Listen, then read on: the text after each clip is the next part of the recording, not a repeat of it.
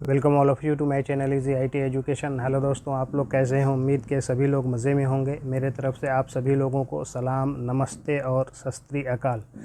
आज फिर मैं आप लोगों की खिदमत में यानी कि सेवा में एक नए वीडियो के साथ हाज़िर हुआ हूं। उम्मीद के इसे भी वैसा ही प्यार देंगे जैसा कि अब तक देते आए हैं। आप लोगों से मुझे भी काफ़ी उम्मीद है।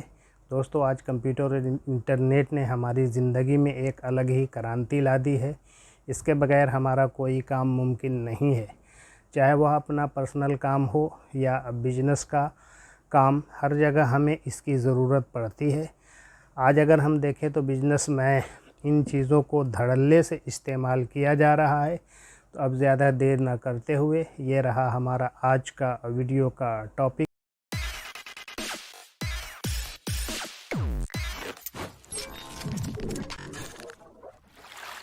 Create user account and login in retail pause system. Retail pause system में उपयोगकर्ता खाता कैसे बनाएं और लॉगिन करें।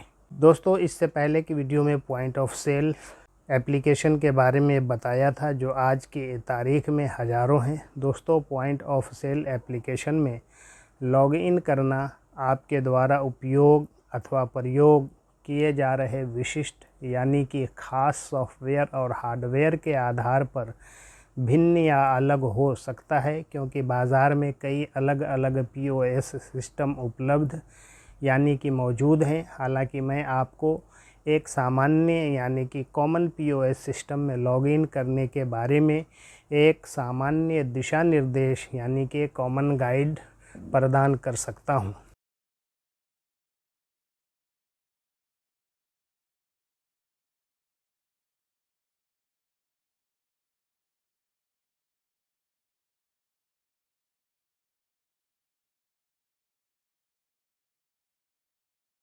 Logging into a point of sale POS application can vary depending on the specific software and hardware you are using, as there are many different POS systems available. However, I can provide you with a general guideline on how to log in to a typical POS system. User creation, उपयोगकर्ता खाता निर्माण। How to register users account in POS application. POS application में उपयोगकर्ता का खाता कैसे पंजीकृत करें। नंबर 1, यूज़र इन्फॉर्मेशन यानी उपयोगकर्ता जानकारी। एक पंजीकरण फॉर्म बनाएं जहां उपयोगकर्ता अपनी जानकारी दर्ज कर सकें। Create a registration form where users can enter their information. Typical fields may include number A, full name यानी पूरा नाम। नंबर B, ईमेल एड्रेस यानी मेल का पता। Number C, password. Number D, contact number यानी संपर्क संख्या, mobile number. Number E, business information if applicable, व्यावसायिक जानकारी यदि लागू हो। नंबर 2, वैलिडेशन यानी सत्यापन। फॉर्म फील्ड के लिए क्लाइंट साइड सत्यापन लागू करें। उदाहरण के लिए ईमेल प्रारूप सत्यापन। पासवर्ड ताकत आवश्यकताएं। साथ ही डेटा अखंडता और सुरक्षा निश्चित करने के लिए सर्वर साइड सत्यापन भी करें। Implement client side validation for form fields, that is email format validation, password strength requirements. Also perform server side validation to ensure data integrity and security. Number 3, unique user identification यानी विशिष्ट उपयोगकर्ता पहचान। प्रत्येक नए खाते के लिए एक अद्वितीय उपयोगकर्ता ID बनाएं। यह ID एक वृद्धिशील संख्या या उपयोगकर्ता विवरण का संयोजन हो सकती है। Generate a unique user ID for each new account. This ID can be an incremental number or a combination of user details. Number 4, password hashing. Password hashing सुरक्षा बढ़ाने के लिए डेटाबेस में संग्रहित करने से पहले उपयोगकर्ता के पासवर्ड को हैश और सॉल्ट करें। Hash and salt the users password before storing it in the database to enhance security. Number 5 database storage यानी डेटाबेस संग्रहण। उपयोगकर्ता पंजीकरण विवरण को एक सुरक्षित डेटाबेस में संग्रहित करें। उपयोगकर्ता खातों के लिए एक समर्पित तालिका बनाएं और उपयोगकर्ता आईडी, नाम, ईमेल, हैशेड पासवर्ड और अन्य प्रासंगिक जानकारी के लिए कॉलम शामिल करें।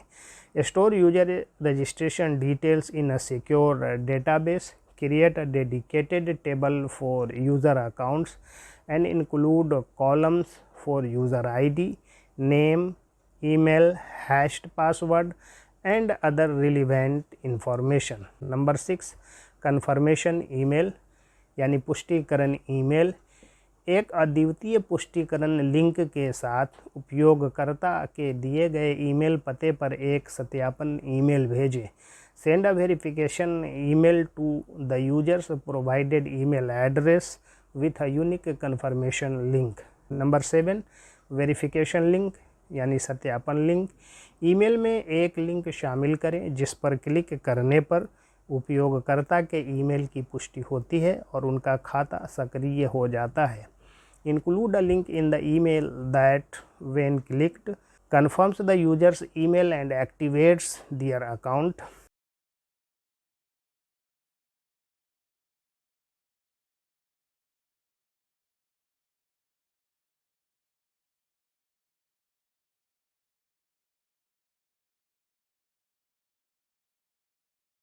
यूजर्स लॉगिन पेज उपयोगकर्ता का लॉगिन करना। Number 1 turn on the pause hardware. POS hardware चालू करें। पीओएस टर्मिनल या बारकोड स्कैनर, रसीद प्रिंटर और कैश ड्रॉवर जैसे किसी अन्य आवश्यक हार्डवेयर घटक को चालू करके प्रारंभ करें। Start by powering on the POS terminal और any other necessary hardware components like a barcode scanner, receipt printer and cash drawer. Number 2 launch the POS software. POS software launch करें। एक बार जब हार्डवेयर तैयार हो जाए और चलने लगे तो टर्मिनल पर POS सॉफ्टवेयर लॉन्च करें। सॉफ्टवेयर पहले से इंस्टॉल हो सकता है या आपको इसे मैनुअल रूप से खोलने की आवश्यकता हो सकती है। Once the hardware is up and running, launch the POS software on the terminal. The software may be pre-installed or may require you to open it manually. Number 3 user credentials उपयोगकर्ता credentials. Login करने के लिए आपको आमतौर पर एक उपयोगकर्ता नाम और पासवर्ड की आवश्यकता होगी। ये क्रेडेंशियल अक्सर आपको नियोक्ता या पीओएस सिस्टम के प्रशासक द्वारा प्रदान किए जाते हैं। You will typically need a username and password to log in. These credentials are often provided by your employer or the administrator of the POS system.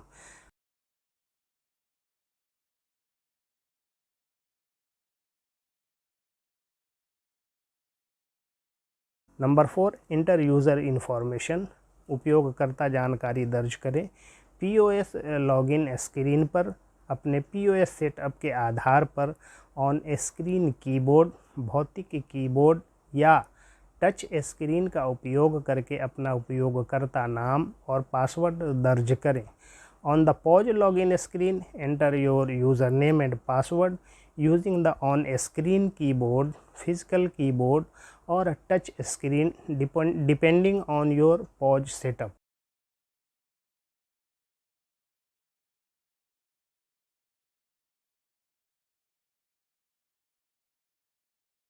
Number 5 authentication यानी प्रमाणीकरण। अपने क्रेडेंशियल दर्ज करने के बाद लॉगिन या सबमिट बटन पर click करें या लॉगिन प्रक्रिया शुरू करने के लिए बस एंटर कुंजी दबाएं।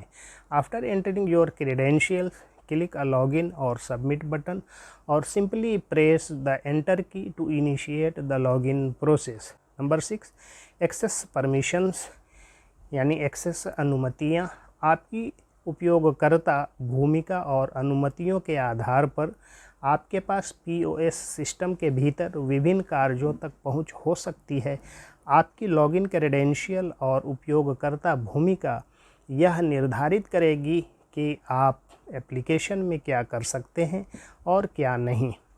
Depending on your user role and permissions, you may have access to different functions within the POS system. Your login credentials and user role will determine what you can and cannot do in the application.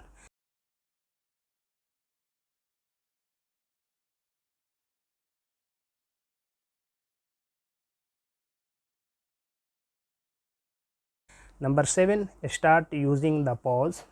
POS का उपयोग शुरू करें। एक बार जब आप सफलतापूर्वक login कर लेते हैं तो आपको POS एप्लीकेशन की मुख्य स्क्रीन पर ले जाया जाएगा। वहां से आप लेन देन संसाधित करना, इन्वेंट्री प्रबंधित करना और आवश्यकता अनुसार अन्य कार्य करना शुरू कर सकते हैं। Once you have successfully logged in, you should be taken to the main screen of the POS application. From there, you can start processing transactions, managing inventory and performing other tasks as needed. यह ध्यान रखना महत्वपूर्ण है कि विशिष्ट चरण और interface विभिन्न POS सिस्टम के बीच व्यापक रूप से भिन्न हो सकते हैं। कुछ आधुनिक POS सिस्टम वैकल्पिक लॉगिन तरीकों की पेशकश कर सकते हैं, जैसे प्रमाणीकरण के लिए बायोमेट्रिक्स जैसे फिंगरप्रिंट या चेहरे की पहचान का उपयोग करना। यदि आप किसी विशिष्ट POS सिस्टम में लॉगिन करने के बारे में अनिश्चित हैं तो उपयोगकर्ता मैनुअल से परामर्श लेना या मार्गदर्शन के लिए अपने सिस्टम प्रशासक या विक्रेता से संपर्क करना सबसे अच्छा है। वे आपको आपके विशिष्ट POS सेटअप के अनुरूप विस्तृत निर्देश प्रदान कर सकते हैं।